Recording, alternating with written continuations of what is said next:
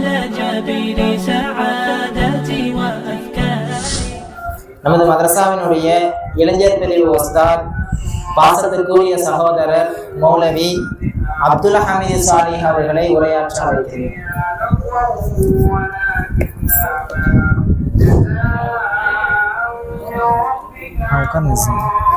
அஸ்ஸலாமு அலைக்கும் வரஹ்மத்துல்லாஹி வபரகாத்துஹு. அன்பார்ந்த பெற்றோர்களே, இங்கு நான் உரையாற்றக்கூடிய உரையை மிகவும் கவனமாக கேளுங்கள். உங்களுக்காக, உங்கள் குழந்தைகளுக்காகவே எடுக்கப்பட்ட ஒரு உரை. இன்னல் ஹம்தலில்லாஹ் நஹ்மதுஹு வ நஸ்தஈனுஹு வ நஸ்தக்ஃபிர் வ நஊது பில்லாஹி மின் ஷுரூரி அன்ஃபுஸினா வ மின் ஸய்யிஆத்தி அமாலினா மை யஹ்திஹில்லாஹு ஃபலா முதில்ல லஹு வ மை யுضلل ஃபலா ஹாதிய லஹு வ அஷ்ஹது அன் லா இலாஹ இல்லல்லாஹ் وحده لا شريك له وأشهد أن محمدا عبده ورسوله. يا أيها الذين آمنوا اتقوا الله حق تقاته ولا تموتن إلا وأنتم مسلمون. அரிதிலும் அரிது மனிதனாய் பிறப்பது அரிது, அதனினும் அரிது மாணவியின் உம்மத்தாய் பிறப்பது அரிது. அவ்வாறு பிறக்க செய்த அல்லாஹ்வுக்கே எல்லா புகழும். அன்பார்ந்த பெற்றோர்களே, ஆசிரிய பெருமக்களே, மாணவ செல்வங்களே, அனைவருக்கும் அஸ்ஸலாமு அலைக்கும் வரஹ்மத்துல்லாஹி வபரகாத்துஹு. அல்லாஹ் ரப்புல் ஆலமீன் அல்லாஹ்வை பற்றியும் அவருடைய தூதர் முஹம்மது நபி ஸல்லல்லாஹு அலைஹி வஸல்லம் அவர்களை பற்றியும் பேசக்கூடிய இந்த சபையில் நம்மை எவ்வாறு ஒன்று கூட்டினானோ அதுபோல் நாளை சொர்க்கத்தின் உயர்ந்த சொர்க்கமான ஜன்னத்துல் ஃபிர்தௌஸில் உங்களையும் என்னையும், அதிலும் குறிப்பாக முஹம்மது நபி ஸல்லல்லாஹு அலைஹி வஸல்லம் அவர்களோடும் அவர்களை பின்பற்றி வாழ்ந்த உத்தம சஹாபாக்கள் அவர்களோடும் ஒன்று கூட்டுவானாக. அன்பார்ந்த பெற்றோர்களே, நவீன காலத்தில் குழந்தைகளை வளர்ப்பது என்பது மிகப்பெரிய கடினம். அல்லாஹ் ரப்புல் ஆலமீன் உங்களுக்கு தந்த அருட்கொடைதான் உங்கள் குழந்தைகள். அல்லாஹ் ரப்புல் ஆலமீன் நமக்கு தந்த, பெற்றோர்களாகிய உங்களுக்கு தந்த மிக பெரிய பரிசுதான் உங்கள் குழந்தைகள். அந்த குழந்தைகளுக்கு நீங்கள் கொடுக்க வேண்டிய பரிசு என்ன தெரியுமா? அவர்களோட நேரம் செலவழிக்கக்கூடிய அந்த நேரம் இருக்குது, அதுதான் அவர்களுக்கு கொடுக்கக்கூடிய மிக பெரும் பரிசு. எல்லாரும் சொல்றதை நாம கேட்டிருக்கோம். அதாவது எந்த குழந்தையாக இருந்தாலும் அந்த குழந்தையின் முதல் வகுப்பறை, முதல் பள்ளி என்னது என்று கேட்டால் தாயோட மடிதான். ஆனா இன்னைக்கு தாய்மார்கள் நம்முடைய குழந்தைகளுக்கு நேரம் செலவழிக்கிறோமா என்று சிந்தித்து பாருங்கள். அதாவது எல்லா இடத்தையும் ஒரு தாய் வகிப்பார், எல்லாருடைய இடத்தையும் செய்யலாம், ஒரு தாய் வகிப்பா.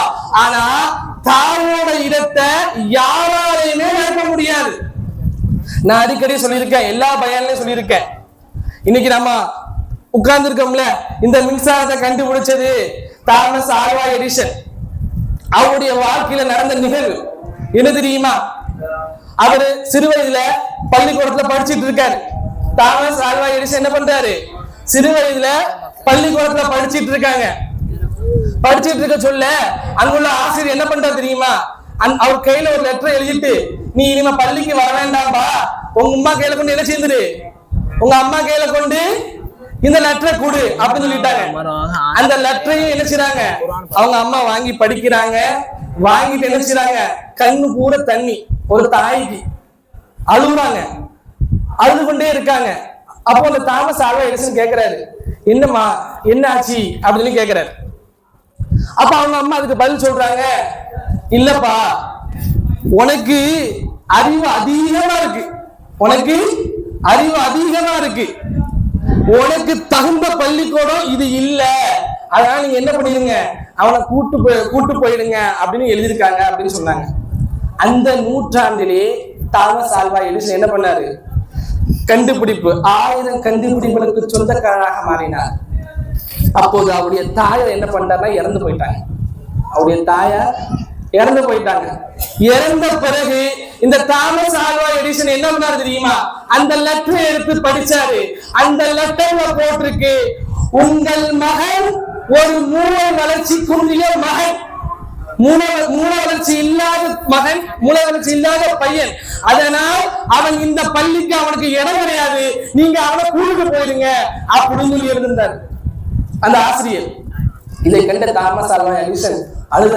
அவர் டைர்ல எழுதினாரா, ஒரு மூளை வளர்ச்சி பையனை ஒரு அறிஞனாக மாற்றியது ஒரு தாய்.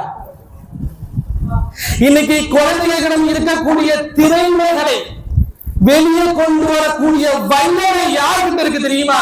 தாய் கிட்ட மட்டும்தான் இருக்கு. மதிப்பெண்களை பெறாத மாணவராக இருந்தாலும் சரி, மாற்றுத்திறனாளியாக இருந்தாலும் சரி, அவர்களை அரவணைக்கக்கூடிய பக்குவம் ஒரு தாயிடம் மட்டும்தான் இருக்கின்றது.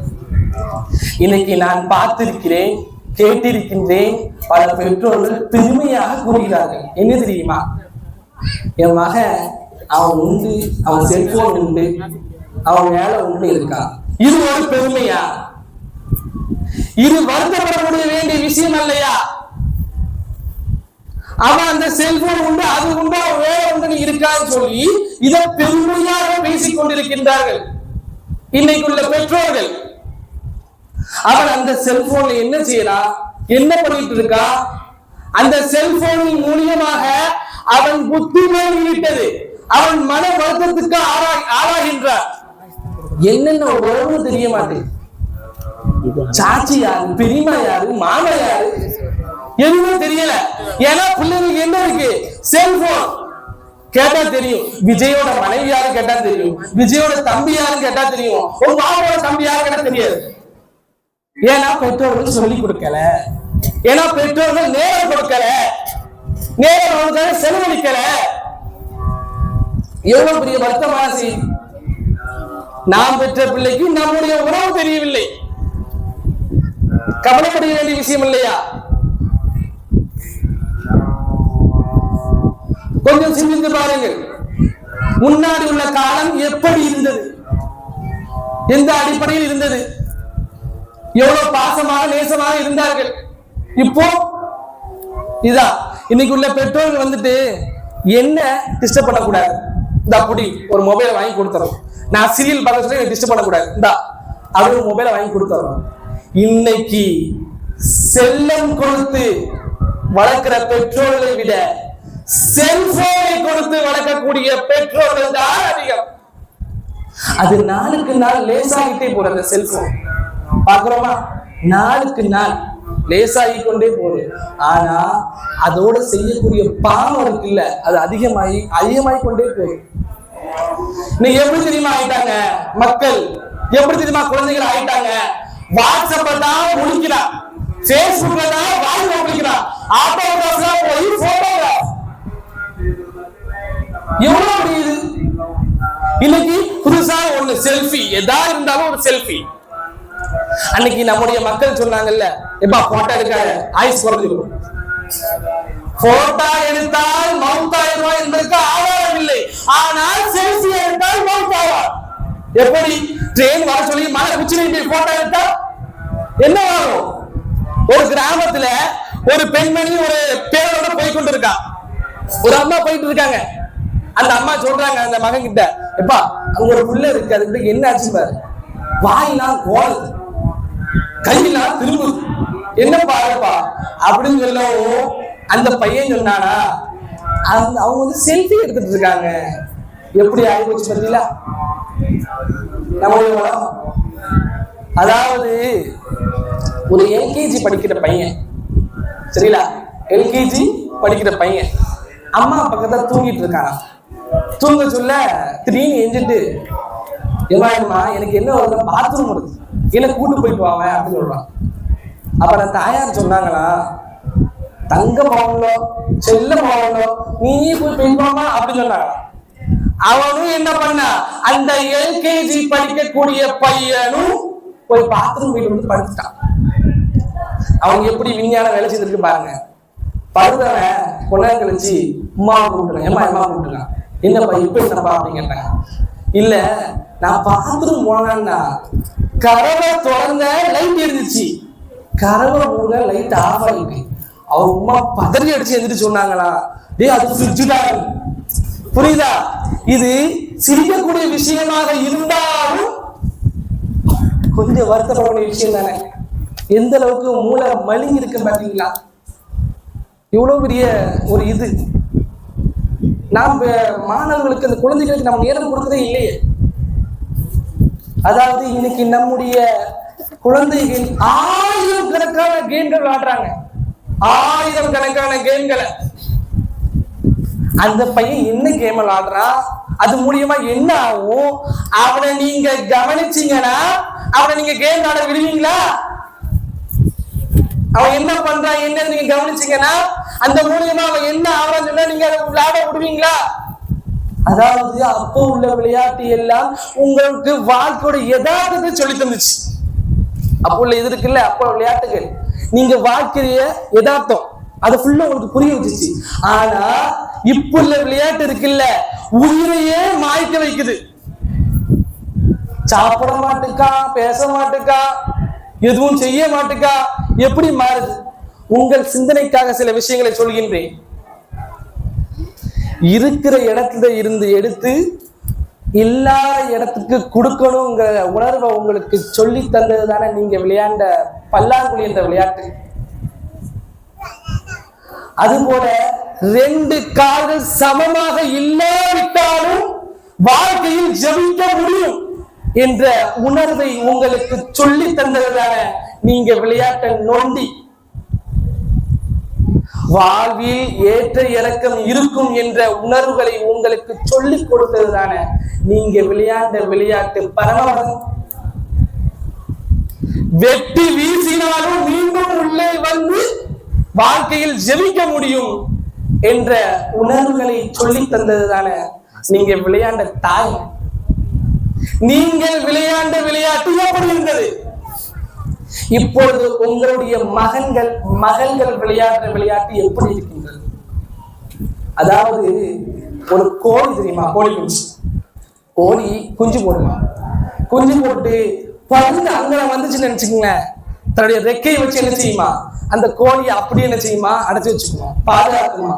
இது எவ்வளவு நாள் தெரியுமா? கொஞ்ச காலத்துல. அதுக்கப்புறம் என்ன செய்யும், கொத்தி கொத்தியே வெளியே படுத்தும்.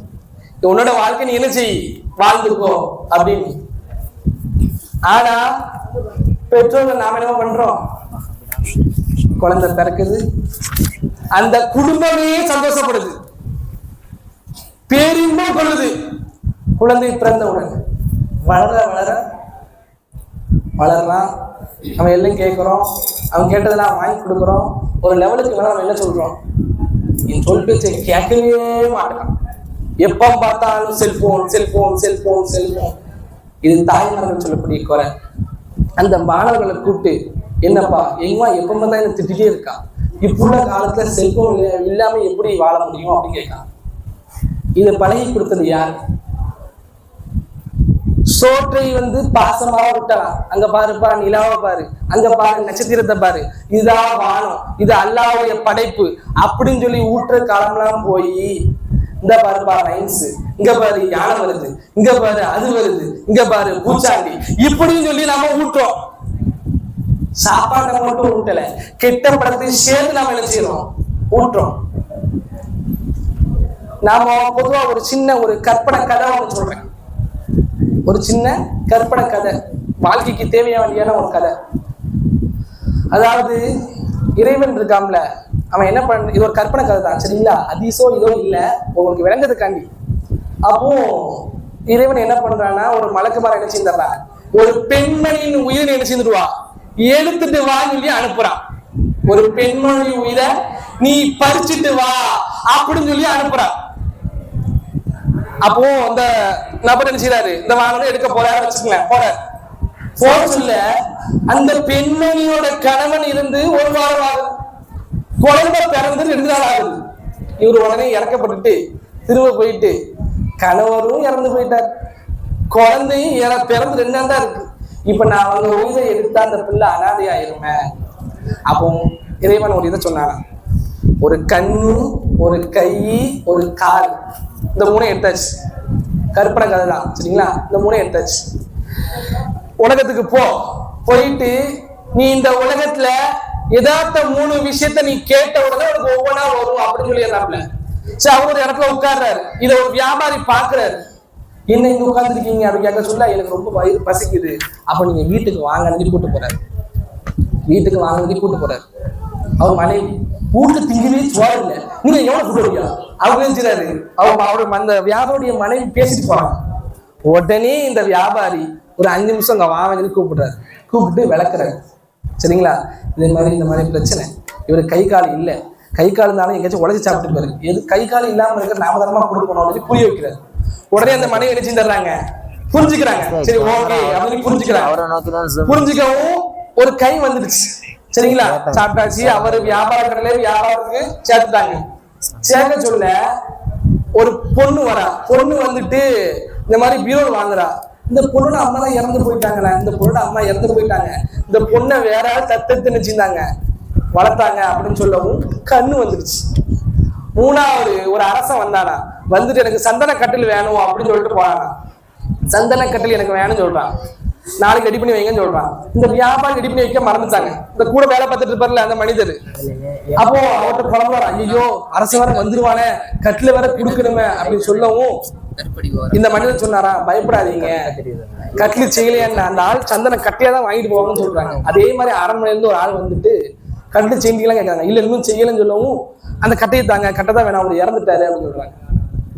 உடனே கால் வந்துடுச்சா. அவர் உடனே இந்த வியாபாரி அவரை பார்த்து கேட்டாங்க, என் கூட வந்தீங்க, 3 உணவா வந்தீங்க, ஒவ்வொன்றா வந்துட்டு இருக்க, என்ன கதைங்கிற எல்லா விஷயம் சொல்லிட்டாரு. இது ஒரு யதார்த்தத்தை பத்தி நான் உங்களுக்கு சொல்றேன். முதல் விஷயம், எந்த ஒரு பிரச்சனையாக இருந்தாலும் சரி, எதுவாக இருந்தாலும் சரி, மகன் ஏதோ செய்துட்டு போட்டோம், ஏதோ டிஸ்டர்ப், எந்தோ பிரச்சனை இருந்தா அவனை கூப்பிட்டு ஒரு 10 நிமிடம் பேசினா அவன் மனமாறும். இது மகனுக்கு மட்டும் இல்லை, நீங்க மைனி கிட்ட சண்டை போடுவீங்க, மாமியார் கிட்ட சண்டை போடுவீங்க, எல்லார்கிட்டையும் சொல்றேன், எந்த ஒரு விஷயமாக இருந்தாலும் ஒரு 10 நிமிடம் பேசினா போதும், அதுக்கான தீர்வு காணலாம். அதுபோல அல்லாஹ் ரப்பல் ஆலமீன் இருக்காங்கல்ல, எந்த ஒரு காரணமின்றியும் எதையும் பறிக்க மாட்டான். பறிக்க போயிட்டு அந்த பெண்ணு பணக்கார வீட்டுல போய் சேர்ந்தா, இந்த எண்ணத்தை கொண்டு வரணும். அல்லாஹ் ரப்பல் ஆலமீன் எந்த ஒரு காரணமின்றி எதையும் நம்ம இடத்துல பறிக்க மாட்டான். அது கண்டிப்பா ஏதாச்சும் வச்சிருப்பான். இதை நினைவு கொண்டு வரணும். 3வது விஷயம் தெரியுமா, அடுத்த நொடி வாழ்க்கை நிரந்தரம் இல்லாத வாழ்க்கை. இன்னைக்கு என்ன ஆட்டம் போடுறான் எல்லாரும், கொஞ்சம் ஆட்டமா சந்தன கட்டுல படுக்க நினைச்சாலும் சந்தன கட்டுல மேல படுக்குது. இப்படி நினைச்சா இந்த உலகத்துல எந்த பிரச்சனையும் நடக்காது. சோ அதான் சொல்றேன், மாணவரோட பேசுங்க. அதுபோல இன்னைக்கு பெற்றோர்கள் எப்படி தெரியுமா தப்பு பண்றோம். அதாவது ஒரு காலம் ஒண்ணு இருந்துச்சு, என்ன தெரியுமா, மாணவர்கள் வீட்டுல வந்துட்டு என்ன சார் அடிச்சுட்டாங்க, என்ன டீச்சர் அடிச்சுட்டாங்க, என்ன ஆசிரியர் அடிச்சுட்டாங்கன்னு சொன்னா பெற்றோர்கள் எதுமா கேட்பாங்க, நீ என்ன தப்பு பண்ண. ஆனா இன்னைக்குள்ள பெற்றோர்கள் எவ்வளவு அடிச்சான், எந்த பாஞ்சாவும் அடிச்சான், என்னது மதிப்பு கிடையாது, மதிப்பு கொடுக்கறது இல்லை, என்ன பேச்சு இப்படி பேச்சு. ஆசிரியர்கள் யார் தெரியுமா, இன்னைக்கு ஆளுங்களா இருக்காங்கல்ல, அவங்க எப்படி கல்வி படிச்சாங்க தெரியுமா, அவமானப்பட்டு கேவலப்பட்டு படிச்சாங்க. இன்னைக்கு உங்க மக்கள் அப்படி ஒண்ணு பேசலையே, அப்படி ஒண்ணு செய்யலையே. அதாவது இந்த உலகத்துல 3 நபர் மட்டும் போராடப்பட மாட்டாங்களா, கூட பிறந்த அண்ணன் போராடப்படுவான், சாச்சி போராடப்படுவான், மாமா போராடப்படுவான், எல்லாம் இருக்குது. ஆனா 3 நபர் மட்டும் போராட கொள்ள மாட்டாங்களா. ஒண்ணு பெற்ற தாய். பெற்ற தாய் என்ன தன் மகன் அடைந்தாலும் என்ன செய்தாலும், என் மகன் வேலையில இருக்கான், என் மகன் பெரிய கல்வி இன்பம் கொள்வாங்க. தகப்பன் ஏன் மகன் அங்க இருக்கா அப்படின்னு சொல்லுவாங்க. ஆனா கூட பிறந்த சொல்லுவான், கூட பிறந்த என்ன சொல்லுவான், அவனை நல்லா படிக்க வச்சு ஒழுங்கா படிக்க வைக்கல, அவனுக்கு என்ன செய்வீங்க. இதே நம்ம கூட பிறந்த சகோதரி என்ன சொல்லுவாங்க, எல்லாருக்கும் தெரிஞ்ச விஷயம் தானே. கூட இருக்கிற சகோதரர் என்ன சொல்லுவாங்க, எல்லாம் பேசுவாங்க. ஆனால் ஆசிரியர் என்ன சொல்லுவாங்க, எங்கிட்ட ஓதுன பையன், எங்கிட்ட படிச்ச பையன். அதே அந்த மாணவன் ஒழுங்கான வேலையில இல்லாம ஹோட்டல்ல இதே மாதிரி ஒர்க்கு பார்க்க சொல்ல, இப்படி இருக்க சொல்ல வருத்தப்படக்கூடிய இந்த 3 பேர் தான். ஆனா நீங்க அந்த ஆசிரியருக்கு கண்ணியம் கொடுக்கறது இல்லை. ஒரு ஆசிரியரின் துவா எவ்வளவு முக்கியம் தெரியுமா, எந்த லெவலுக்கு கொண்டு செல்லும் தெரியுமா. அசால்ட்டாக நம்ம பேசிக்கொண்டு இருக்கோம். இன்னைக்கு ஒருத்தர் ஹிஃப்லு பிரிவுக்கு தயாரானா கூட மகன் சொல்லதான் நாம கேட்கிறோம். இல்லைங்க, அவனுக்கு செட் ஆகாது, அவனுக்கு செட் ஆகாது, நீங்க அவனுக்கு கொடுக்காதீங்க, அவனுக்கு இந்த இதுலயே போடுதுன்னு சொல்றோம். மகன் என்பவன் ஒன்று சொல்ல கேட்கிறோம். மகன் முன்னாடி ஆசிரியர் அவையிலும் நீங்க பேசக்கூடாது. வயது சின்னவராக இருந்தாலும் அல்லாஹ் அவரை கல்விப்படுத்தி விட்டார். கல்வியை கொடுத்து அந்த கல்வி தான் நீங்களும் கொடுக்கணும். நாளைக்கு உங்க மூலம் அந்த லெவலுக்கு வரணும் நீங்க நினைக்கணும். வாய் இருக்கிட்ட பேசக்கூடாது, பேசிட்டு போகவே கூடாது. ஆசிரியர் மனம் இருந்தா என்ன ஆகுது தெரியுமா. இன்னைக்கு ஆசிரியர் கம்ப தூக்கான்னு சொன்னீங்கன்னா அதான் தேர்வை எல்லாரும் அடிக்கிறாங்க. புரியுதா? என்னைக்கு ஆசிரியரின் கம்பு கீழே இறங்கிச்சோ ஊர்களுடைய கம்பு உயர்ந்து விட்டது. ஆசிரியரை எல்லா தப்பையும் அடக்க முடியும், ஒழுக்கத்தை சொல்லிக் கொடுக்க முடியும். அங்க வந்து அவரை திட்டாங்கன்னா பையன் என்ன செய்வான்? இன்னைக்கு ஒரு கூட்டம் நின்றுட்டு எல்லாருக்கும் வாட்ஸ்அப்ல வந்துருக்கும், அப்படிதானே? அந்த பசங்க வீடியோல பேசுனாங்க. என்ன பேசுனாங்க? இதை மாதிரி ஆசிரியர் இப்படி பண்றாங்க, ஆசிரியர் அப்படி பண்ணாங்க, இதை மாதிரி செய்தாங்க, இந்த மாதிரி பிரச்சனை வந்துச்சா. என்னதான் இருந்தாலும் ஒரு ஆசிரியர் கண்டிச்சிருப்பாரு. டைமுக்கு போது ஒரு முக்கியம் தானே, அது ஒரு ஒழுக்கம் தானே. இன்னைக்கு நீங்க ஒரு பெற்றோரா யோசிச்சு பாருங்க. ஒரு பெற்றோர், நீங்க ஒரு தாய், அந்த அடிப்படையில யோசிச்சு பாருங்க, நிலை என்னன்னு புரியும். இன்னைக்கு அந்த வீடியோல நான் ஒரே வேலை பார்த்தேன். எங்க உமாவும் வாழா போலா சொல்றான் அப்படின்னு சொன்னா, சரி ஓகே. அந்த மகன்கள் வீட்டுல எப்படி அழைக்கிறாங்க அன்னைக்கு வீடியோல பேசுறாங்கல்ல, நீங்க கேட்டுக்கலாம்ல, நீ எப்படிப்பா வீட்டுல கூப்பிடுற? நான் அது சரின்னு சொல்லல, அதுல உள்ள இதை எடுக்கிறேன், நுணுக்கத்தை மட்டும் எடுத்து பேசுறேன். மகன்கள் எப்படி இருக்காங்க? இப்படி ஆசிரியர் அடிக்க கூடாது, கண்டிக்க கூடாது, இது பண்ணக்கூடாதுன்னு சொன்னா அவன் நிலை என்ன ஆகும்? வரக்கூடிய காலம் இன்னும் சீரழியும். புதுசா ஒவ்வொன்றா வந்துட்டு இருக்கு. சின்ன வயசு பையனுக்கு ஒவ்வொன்றும் தெரிஞ்சு கொண்டு இருக்கு. இன்னைக்கு யாருமே எதுவுமே தெரியாம இல்ல.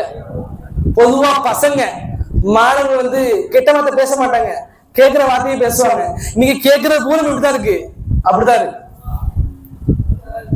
யாருடைய உள்ளம் குர்ஆனை சுமக்குதோ அல்லாஹ் இந்த உலகத்துல எல்லாத்தையுமே எளிதாக்கிடுவான். எல்லா விஷயமும் அவனுக்கு எளிதாகிடும். இன்னைக்கு நாம பயப்படுறோம்ல, அவன் இப்சு படிக்கணும், இப்சு போறான். நீங்க மார்க்கத்துக்கு இம்பார்ட்டன்ட் கொடுக்க சொல்ல அல்லாஹ் உலக வாழ்க்கையில செய்வான், லேசாக்குவான். நான் அடிக்கடி சொல்லியிருக்கேன், ஃபர்ஸ்ட் வர்றது, டாக்டர் ஆனது, கவர்மெண்ட் ஜாப் போனது, இவங்க எல்லாரும் ஹாஃபிலா இருக்கக்கூடியவங்க இருக்காங்க, குர்ஆனை மனப்பாடம் பண்ணவங்க இருக்காங்க. அல்லாஹ்வுடைய கலாமை கல்வில ஏறியாச்சு, மத்த எல்லாம் அல்லாஹ் லேசாக்கிடுவான். அதுக்கு ஏன் நம்ம இம்பார்ட்டன்ட் கொடுக்க மாட்டோம்? எந்த ஆசிரியர் கண்டிப்பில் குழந்தை வளர்றானோ, புள்ள வளர்றானோ, அவன் தான் நாளைக்கு சிறந்த இடத்துல இருப்பான். அதை மட்டும் மனசுல வச்சுக்கோங்க. ஆசிரியர் தகுந்த கண்ணியத்தை கொடுங்க. வயது குறைவாக இருந்தாலும் பரவாயில்ல, அல்லாஹ் கல்வியை கொடுத்து கண்ணியப்படுத்திட்டான். அவங்களுக்கு தெரிஞ்ச கல்வி நமக்கு தெரியாது. ஆசிரியர் பணி யார் பண்ணீங்க? அல்லாஹ் ரசூல்லா கிளாஸ் எடுத்தான், ரசூல்லா சஹாபாக்கள் கிளாஸ் எடுத்தார். அந்த வழியில் வந்தவங்க தான் ஆசிரியர்கள், மார்க்கத்தை எடுத்து வைக்கக்கூடியவர்கள். இன்னும் இந்த ஊர்ல ஒவ்வொரு நடந்துட்டு இருக்கு, அப்படித்தானே? ஒவ்வொரு விஷயம் காதால் கேட்க முடியவில்லை, பார்க்க முடியல. ஏன் தெரியுமா? ஏன்னா கல்வியை நோக்கி போகிற ஒண்ணு. இந்த நம்ம மேலப்பாளையத்துல தான் அதிகமா மதரசாக்கள் இருக்கு, அதிகமா ஹஜ் சர்வீஸ் இருக்கு. நம்ம மனசால நம்ம மேலப்பாளையத்துல தான் அதிகமா பள்ளிவாசல் இருக்கு. ஆனா கஞ்சா, சாராயம், எல்லா விஷயமும் நம்ம தான் அதிகமா இருக்கு. தியேட்டரும் இங்கதான் இருக்கு. எவ்வளவு பெரிய இது! ஈஸியா மனிதர்கள் கெட்டு போகலாம். இதெல்லாம் வருத்தப்பட வேண்டிய விஷயம் இல்லையா? இன்னைக்கு நம்ம அசால்ட்டாக மாணவர்கள் என்ன பண்றாங்கன்னு சொல்லி மாணவர்களுக்கு நேரம் கொடுக்காம, மாணவர் தப்பு செய்தா கண்டிக்கணும். அவன் வந்து சொன்னா நீ என்ன பண்ணன்னு கேட்கணும். அவன் போய் எவன் பண்ணான்னு கேட்க கூடாது. நீ என்ன பண்ண, அதுதான் ஒரு சிறந்த தாய். நீ என்ன செய்த, நீ செய்யாம யாரும் இது பண்ண மாட்டாங்களே, அப்படி கேட்டா சிறந்த தாய். அப்படித்தானே முன்னாடி வளர்த்தாங்க, அப்படித்தானே? அப்ப நீங்க அப்படிதான் வளர்ந்தீங்க. உங்க பிள்ளைகளை மட்டும் ஏன் அப்படி வளர்க்க மாட்டீங்க? நீங்க வளர்ந்த விதம் உங்களுக்கு தெரியும், அதை ஏன் உங்க மக்களை வளர்க்க மாட்டேங்க? ஏன் தெரியுமா? இன்னைக்கு பெற்றோரும் செல்போனில் மூழ்கி விட்டார்கள். அந்த ரீல்ஸ் இந்த ரீல்ஸ் எல்லா ரீல்ஸையும் பார்த்துட்டு இவங்க ஏதோ புரட்சி பண்றேங்கிட்டு என்ன செய்யறாங்க, தான் இஷ்டத்துக்கு என்ன செஞ்சிடறாங்க, பேசிடுறாங்க. ஸோ இனிமே வார்த்தைகளை பேசுறதுல என்ன செய்யணும், பார்த்து பேசு. ஆசிரியர் தகுந்த கண்ணியத்தை கொடுங்க, மாணவர்களோட நேரத்தை செலுத்துங்க, செலவழிங்க, பிள்ளைகளை கூப்பிட்டு வச்சு பேசுங்க. என்ன பிரச்சனை, என்ன ஏது, என் பையன் என்ன பண்ணா அவன்கிட்ட பேசுங்க. எப்பா இப்படிதான் இருக்கணும், இப்படிதான் இது பண்ணணும்னு சொல்லிட்டு நீங்க அப்படி பண்ணீங்கன்னா முதல்ல உங்க மகன்களுக்காக 4 மணிக்கு நீங்க முதல்ல எஞ்சிங்க. ஒரு தாயோட தோதான கப்பலாக்கப்படும். நீங்க 11 நிமிடம் செல்போன் பார்க்காதீங்க.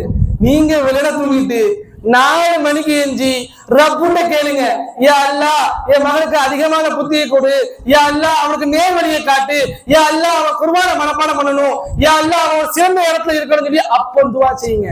அல்லாஹ் ரப்புல் ஆலமீன் கபூல் ஆக்குவான். இன்னைக்கு நாம குழந்தை பிறந்த ஒரு சந்தோஷம், அதை வளர்க்க சொல்ல சந்தோஷம், வளர்ந்த உடனே விட்டுறோம். சின்ன பிள்ளைங்க நீ பேசுப்பா பேசுப்பா, அப்ப சொல்றான் அம்மா சொல்றான் அப்படின்னு சொல்றான். கொஞ்சம் வளர்ந்தா முடிஞ்சிச்சு. இதுதான் இப்போ உள்ள நம்மளுடைய மைனஸ் பாயிண்ட். இன்னைக்கு சீரழிய காரணம் இதுதான். எல்லாரும் என்ன சொல்லுவாங்க, ஒரு மகன் தப்பு பண்ணா என்ன சொல்லுவாங்க, தாய் வளர்ப்பு சரியில்லைன்னு சொல்லுவாங்க. தாயோட வளர்ப்பு சரியில்லை. நம்ம பிள்ளைகள் ஒழுக்கமான முறையில் இருக்க வேண்டாமா, கண்ணியமான இடத்துல இருக்க வேண்டாமா? எவ்வளவு பேர் இன்பம் கொள்ளுவோம். ஆசிரியர் கண்டிக்கட்டும், கண்டிக்க விடுங்க. பாசம் மட்டுமே ஊட்டி வளர்க்காது, கண்டிச்சும் வளங்க. நீங்க பாசத்தை கொடுத்து வளர்த்தீங்கன்னு நினைச்சுங்களேன், இந்த உலகத்திலையும் தெருலையும் சமுதாயத்தையும் அவன் பாசத்தை எதிர்பார்ப்பான். எல்லாருமே அப்படியே பேசுறீங்க எதிர்பார்ப்பா. நீங்க கொடுக்கறது தான். நீங்க எதை ஊட்டுறீங்களோ அதான் வளரும். நீங்க எதை விதையா போடுறீங்களோ அதான் வளரும். இன்ஷா அல்லாஹ் இனி வரக்கூடிய காலத்துல பசங்கிட்ட சொல்லி வளங்க, உட்காந்து அவங்க பேசுங்க, நேரம் கொடுங்க. செல்போனா தூக்கி எறிங்க. இன்னைக்கு நம்ம கிட்ட செல்போன் வந்துச்சோ, உறவுகள் நம்ம உறவு இல்லை. உட்காந்து பேச சொல்லுங்க. இதான்பா அவனுடைய மாமா, இதான் அவனுடைய சாச்சி காட்டுங்க. இப்படிதான்பா இருக்கணும். இப்ப இந்த செல்போனால அவனுக்கு எந்தெந்த பொருள் எங்கெங்க இருக்கு, எந்தெந்த இடத்துல எந்தெந்த பொருளை வச்சிருப்பாங்கன்னு தெரியல. அப்படி செல்போனை பார்த்துட்டே போறான், செல்போனை பார்த்துட்டே வரான். உட்காந்து பேசுங்க, அழகான முறையில் தொழுங்க, அவனை குர்ஆனை ஓத வைங்க. அவனுக்கு ஓத வரலையா, நீங்க துஆ செய்யுங்க ரப்பு கிட்ட. ஒரு ஆசிரியர் தன் மாணவனுக்கு கல்வி வராட்டா கூட வருத்தப்படுவாங்க, கல்வி வராட்டா வருத்தப்படுவாங்க. நாங்களும் பட்டிருக்கோம். ஏதாவது ஆசிரியர் மாணவனா பார்க்கல, தான் பிள்ளையா பார்த்து அவனை ஊட்டி வளர்ப்பாங்க, தான் பிள்ளையா பார்த்து அவனுக்கு சொல்லி கொடுப்பாங்க. அப்படிப்பட்ட ஆசிரியர் நம்ம என்ன செய்யக்கூடாது, கண்ணியம் இழக்க செய்யக்கூடாது. உங்க மகனை மட்டுமே தப்பு கூறல, குழந்தைகளை மட்டுமே தப்பு கூறல, இன்றைய காலத்தில் இப்படிதான் வளர்க்கப்பட வேண்டும் என்று ஆணித்தரமாக சொல்கிறேன். இன்ஷா அல்லாஹ் இனி வரக்கூடிய காலத்தை இந்த முறையில் வளர்ப்பீங்களா? இன்ஷா அல்லாஹ் சொல்லுங்களேன். எதுபடி கேட்டோமோ அதபடி அல்லாஹ் ரஹ்மான் நம் வாழ்க்கையை அமைப்பதற்கு அருள் செய்வானாக. அஸ்ஸலாமு அலைக்கும் வரஹ்மத்துல்லாஹி வபரகாத்துஹு.